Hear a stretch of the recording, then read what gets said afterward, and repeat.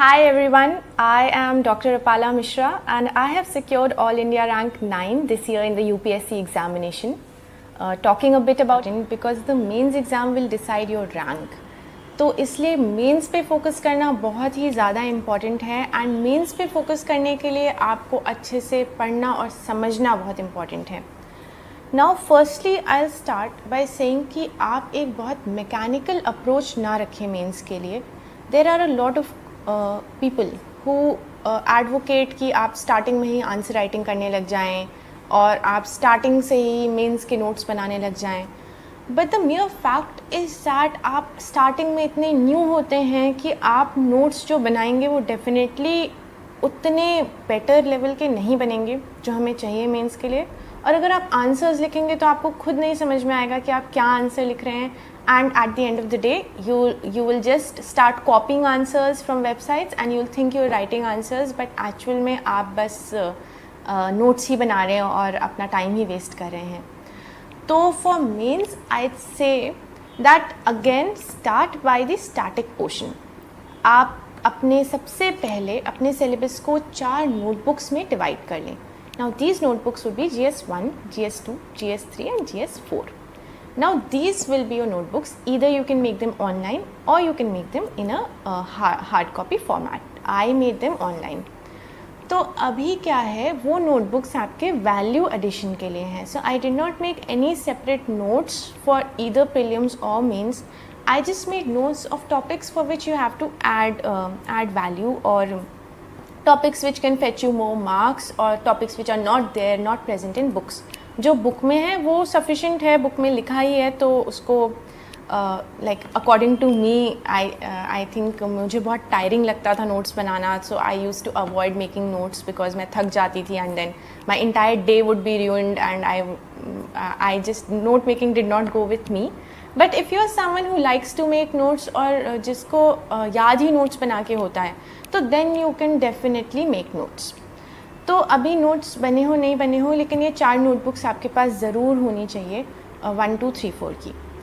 Now 1, 2, 3, 4 में अब आप ब्रॉड एरियाज़ डिवाइड कर लेंगे. फॉर एग्जांपल मैं कहूँ GS1 में, तो GS1 में आता है सोसाइटी. अब आप इसमें लिखेंगे क्या इन नोटबुक्स में? So I'd say here you have to write data and the most important thing is examples. So examples, why examples? Because examples एक ऐसी चीज़ होती है जो कि आपके आंसर में फ्लेवर डाल देती है. पता लगता है कि he or she knows this subject very well. And where will you get these examples from? तो वो examples आपको आपकी डेली लाइफ में मिलेंगे, डेली न्यूज़पेपर में मिलेंगे. फॉर एग्ज़ाम्पल कल ही मैं सोशल मीडिया पे एक न्यूज़ देख रही थी that a women was not allowed to enter a restaurant because she was wearing a sari and this was a news hyped up and my dad forwarded it to me I think. तो ये एक बहुत ही मामूली और बहुत ही unimportant news लगे शायद, लेकिन you can use this as an example. You can use this as an example in society and you can use this as an example in ethics. और आप एक लाइन लिखेंगे एग्जाम्पल और एग्जामिनर ने भी डेफिनेटली वो न्यूज़ देखी ही होगी क्योंकि वो ऐसे सोशल मीडिया में पॉपुलर हो रही है. तो when the examiner would see कि अरे आपने तो वही लिखा है जो उन्होंने देखा था, तो he would feel happy and he would give you marks. तो this is where the importance of examples lies in. तो एग्जाम्पल्स बहुत ज़्यादा ज़रूरी है और साथ में आप डेटा फैक्ट्स साथ में ज़रूर इंक्लूड करेंगे. फॉर एग्जांपल सोसाइटी में हेल्थ का क्या लेवल है, एजुकेशन लिटरेसी कितनी है, बेसिक पॉइंटर्स. फिर ऐसे GS2 में आप नोट्स बनाएंगे केसेस और जजमेंट्स के कि सुप्रीम कोर्ट ने कौन से केस में क्या कहा है, ये एक लाइन में आपके पास रेडी होना चाहिए. और कई बार सुप्रीम कोर्ट के जजेस बहुत अच्छी लाइन्स बोलते हैं. फॉर एग्ज़ाम्पल एक फेडरलिज्म के लिए लाइन थी that federalism is like a Perl necklace. तो वो जो धागा है वो सेंटर है एंड उसमें जो मोतियाँ हैं पिरोई हुई वो स्टेट्स हैं. तो I really like that line and I noted it down immediately. I don't know where I read it and I use that line in my answer also. तो आपके पास सारे जजमेंट्स होने चाहिए. बहुत सारे जजमेंट्स बहुत पॉपुलर हैं लेकिन हम एकदम ही भूल जाते हैं आंसर राइटिंग के टाइम कि हम मेंशन करें उन जजमेंट्स को. बहुत सारे आर्टिकल्स हैं जो इतने इंपॉर्टेंट हैं एंड आप सबको पता है, राइट टू इक्वालिटी सबको पता है, लेकिन हम फिर भी उसको आंसर में लिखना भूल जाते हैं. तो this is where your notebook will help. क्योंकि आपके पास ये रेडी रेफरेंस होगा, आप बार बार इसको देखेंगे एंड इसी नोटबुक को आप अपने मेंस एग्ज़ाम के पहले रिवाइज़ करेंगे, क्योंकि आप स्टैटिक पोर्शन पढ़ चुके हैं प्रीलिम्स में, आपको आता है prelims. What is needed is ये जो छोटे छोटे पॉइंट्स हैं वो आपको अपने आंसर में इनकलकेट करने हैं, एंड वो तभी आएंगे जब आप एग्ज़ाम के एक दिन पहले सुबह वो छोटे छोटे पॉइंट्स पढ़ के जाएंगे एंड बस जाके आपकी फ्रेश मेमोरी में रहेंगे, आपके आर्टिकल्स फ्रेश रहेंगे, DPSP आपके फ्रेश रहेंगे, फंडामेंटल ड्यूटीज़, ये सब इतने इंपॉर्टेंट हैं, आप इनको इंट्रोडक्शन और कंक्लूजन में डेफिनेटली लिख सकते हैं। फॉर एग्ज़ाम्पल इन्वायरमेंट में सस्टेनेबल डेवलपमेंट गोल्स हैं एंड आई थिंक मैंने कम से कम 3-4 कंक्लूजन्स में SDGs को यूज़ किया है।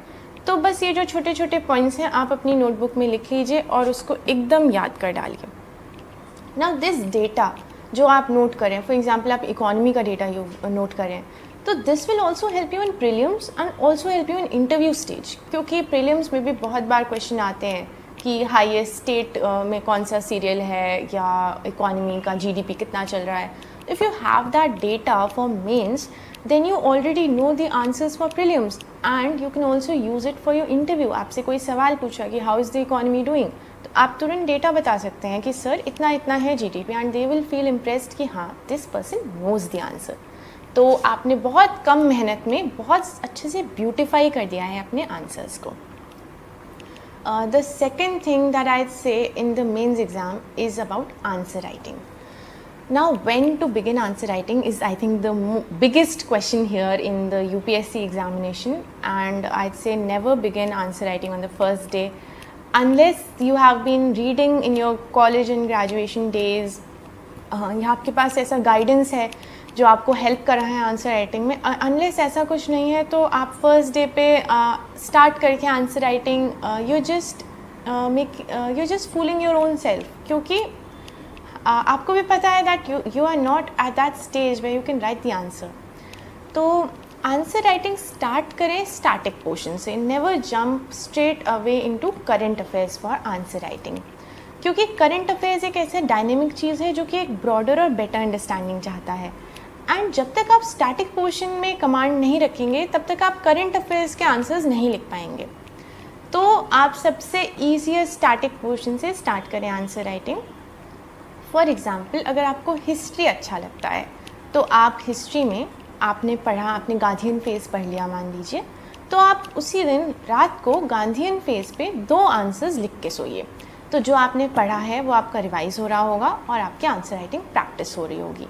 एंड ऐसा मैंने भी किया था, even right now before the interview when I thought I should be preparing आगे, तो I was writing answers for history only. तो ऐसा करने से एक तरह से हिस्ट्री आपका मजता जाएगा, आपकी पढ़ाई भी होती जाएगी एंड आपका आंसर राइटिंग प्रैक्टिस भी होती जाएगी। ऐसे करते करते जो भी सब्जेक्ट आप पढ़ रहे हैं उस दिन, भले आप इकोनॉमी पढ़ रहे हो, पॉलिटी पढ़ रहे हो, just pick up 2 questions every day and write it down. ठीक है, ये आपका डेली रूटीन में, या तो आप दोपहर में सोने, like I use to sleep in the afternoon, so I use to wake up and write 2 answers, ऐसा मैंने स्टार्ट किया था। डेफिनेटली ये ऐसी चीज़ है जो कि हम बीच बीच में छोड़ देते हैं। हम 4 दिन लिखते हैं आंसर्स, फिर 5वें दिन वी फील लेज़ी दैट नहीं लिखना है, but try to continue it जितना हो पाए। आप हफ्ते में 3 दिन रखें आंसर राइटिंग के लिए, आप 2 दिन रखिए, सैटरडे संडे करिए, but do it for sure and don't do it from areas that you have not red, do it from areas जो आपने अभी अभी प्रिपेयर किए हैं। इवन उसके बाद आप करंट अफेयर्स पे मूव करिए। फॉर एग्जाम्पल आपने पॉलिटी पढ़ा एंड करंट अफेयर्स में कोई न्यूज़ आई है गवर्नर रिलेटेड या एंटी डिफेक्शन लॉ रिलेटेड, तो then I think then you will be capable enough to write answers for current affairs. और ऐसे करके इन 2 फेजेज़ में आपकी आंसर राइटिंग चलेगी। देन उसके बाद जब आपका करंट अफेयर्स स्टैटिक सब हो गया है तो फिर आप एक कॉम्पोजिट आंसर राइटिंग करिए, आप फुल टेस्ट दीजिए, आपका हिस्ट्री ख़त्म हो जाए आप हिस्ट्री का फुल टेस्ट दीजिए, ज्योग्राफी ख़त्म हो जाए ज्योग्राफी का फुल टेस्ट दीजिए, बट बिल्कुल भी ओवरबोर्ड नहीं जाना है, आराम से चलना है। बहुत लोग आपको मिलेंगे जो कि 10-10 आंसर लिख रहे होंगे रोज़, हफ्ते में 3 टेस्ट दे रहे होंगे। देखिए all this is very difficult and you should not try to overburden your self की जिससे आप ही को एंजाइटी होने लग जाए। तो संभल के चलना है, लिखते हुए चलना है।